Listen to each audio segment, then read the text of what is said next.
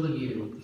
And Mavis Moore was actually a very intelligent young woman, but she met Georgie, you know, he was a bad lad. And at 16 she was pregnant and ended up having 7 kids to him. Now Georgie was very, very handy with his fists, okay? So you know where I'm coming from. So every so often she'd be running out of money, she'd be getting battered, she'd end up, you know, out there and trying to find food for the family, for him. His dinner always had to be on the table, that kind of situation. And she used to have to send Wendy, who was only 5'2", shoplifting to get money, to get, you know, to be able to buy his dinner and all that sort of stuff. So every so often she'd grass him up to the place. Seriously. And he'd go down. He never knew it was her that had grassed him up. And then it was like Christmas on that street. There were all these catalogues coming, right? John Noble, Littlewoods, Grattan, the whole lot. And all these kids thought it was Christmas. Because suddenly these lorries were coming, full of boxes of clothes and stuff and stuff. And the funniest one was when actually, suddenly all these curtains ended up on estate. So all the houses around that particular part of the estate, they'd all got the same curtains. Until it came on top, what they call on top. And then it was like watching a film, they were all coming down like all these curtains were being pulled down while police were looking.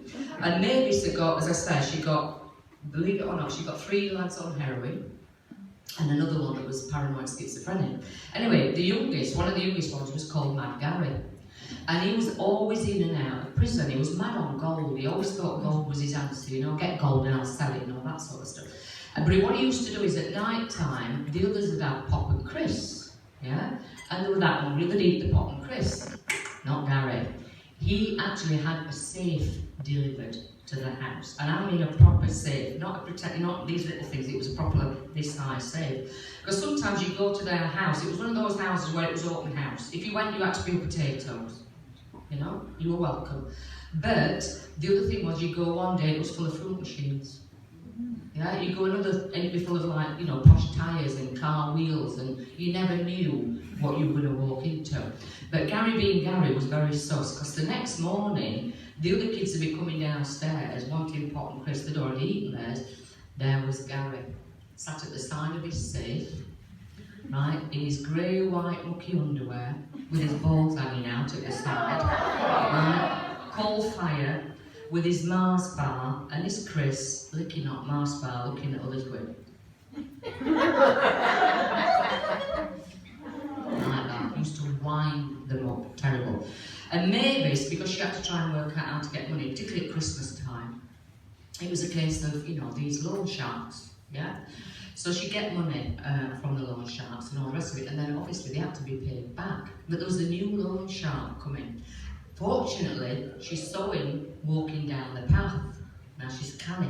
So what she did was, she rushed into the kitchen, into the pantry. She got a coat on, a scarf, went out, went down the path, saw him coming about, oh, bother going, love, I've just been, she's not in.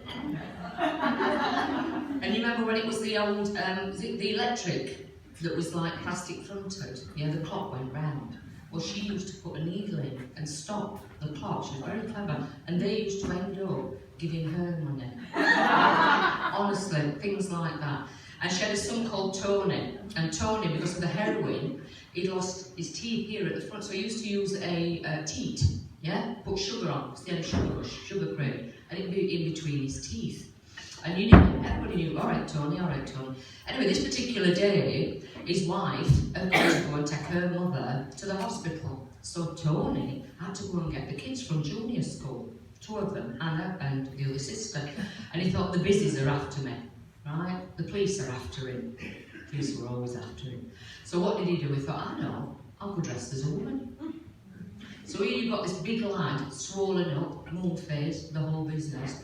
And he got a skirt with elastic waist, he had a blouse on that was too tight, found a wig in kids dressing up box, it was a bit manky, but he wore it and a pair of shoes too tight. Sets off walking to school at window cleaner, went, all right, Tony, that looks a proper... And he wolf whistled in, I told him, you can. He said, you're not getting paid, not that you ever get paid anyway.